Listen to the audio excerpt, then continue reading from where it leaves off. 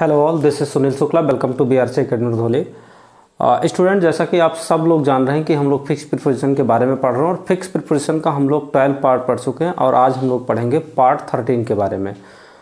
Fix preposition का जब हम लोग पार्ट 12 पढ़ रहे थे तो उसमें हम आपके लिए कुछ वर्ड्स लेकर के आए थे और उसमें हमने आपको बताया था कि जो वो वर्ड्स थे वो अपने साथ जो प्रीपोजिशन ले रहे थे वो प्रीपोजिशन था टू। वर्ड्स क्या थे? जैसे कि सिमिलर था, इक्विवेलेंट था, इक्वल था, पैरेलल था।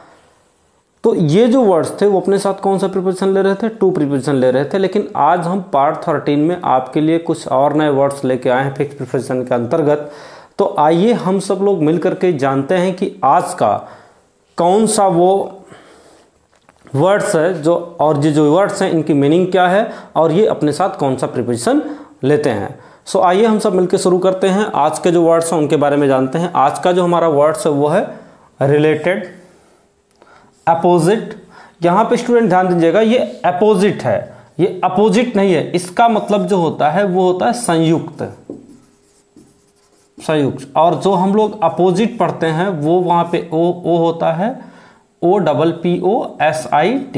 इसका मतलब विपरीत होता है।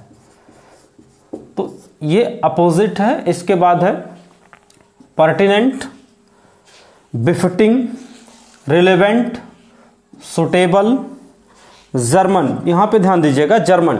जब जर्मन आता है तो लोगों को लगता है कि जो जर्मनी के लोग हैं जिनको जर्मन कहा जाता है, हाँ बिल्कुल सही है, उनको जर्मन कहा जाता है। लेकिन वो जो जर्मन होता है वो होता है GERMAN। इसका मतलब हो गया जर्मन वासी या जर्मन के लोग। लेकिन इस जर्मन में ई लास्ट में लगा हुआ है तो इस जर्मन का भी मतलब होता है संयुक्त। इसके बाद है pertain, cognate, linked, applicable, apt और एप्रोप्रिएट। ये जो वर्ड्स हैं इनका सबका मतलब होता है, हमने बताया, से संबंध, से संबंध, और या फिर इनका मतलब होता है संयुक्त। स्टूडेंट, जिस तरह से पार्ट 12 के अंतर्गत जो वर्ड्स थे अपने साथ जो प्रीपोजिशन ले रहे थे वो प्रीपोजिशन था टू, तो ये भी जो वर्ड्स हैं ये अपने साथ कौन सा प्रीपोजिशन लेंगे? टू प्रीपोजिशन लेते हैं, क्योंकि सबका मीनिंग एक जैसा है।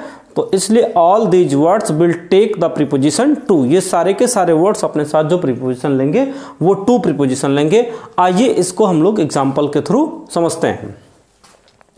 एग्जाम्पल के थ्रू, जैसे यहां पे देखिए रिलेटेड है तो मैं एक एग्जाम्पल लेता हूं। This document is related. Related, अब रिलेटेड आ गया तो कौन सा प्रीपोजिशन लगेगा वहां पे? टू। Your office. ये जो डॉक्यूमेंट है, ये जो कागज है, ये किससे रिलेटेड है?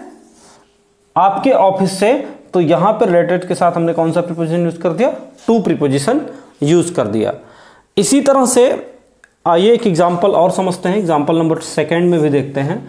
जैसे you are applicable, you are applicable. तो अप्लीकेबल आ गया तो अप्लीकेबल के साथ कौन सा प्रीपोजिशन लेंगे? टू।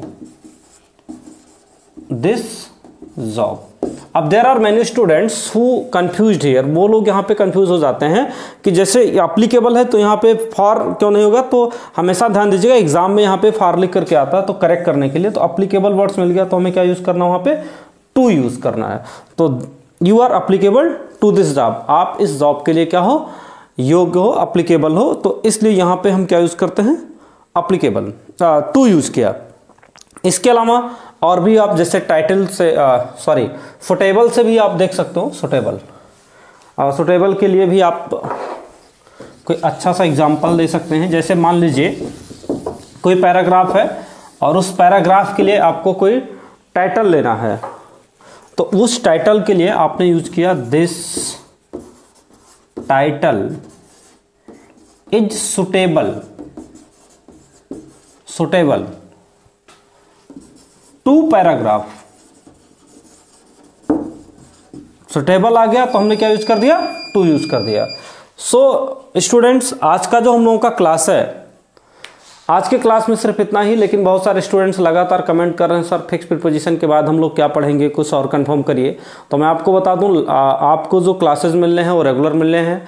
आपके जो भी डिमांड्स है, जैसे कि टेंस के आ रहे हैं और कुछ स्टूडेंट्स जो है वॉइस का डिमांड कर रहे हैं, तो स्टूडेंट डोंट वरी, मैं रेगुलर एक के बाद एक कौन सा क्लास होना चाहिए आपको वीडियोज अपडेट करता रहूँगा। और आज के क्लास में सिर्फ इतना ही। आप सबका बहुत बहुत धन्यवाद। Thank you so much.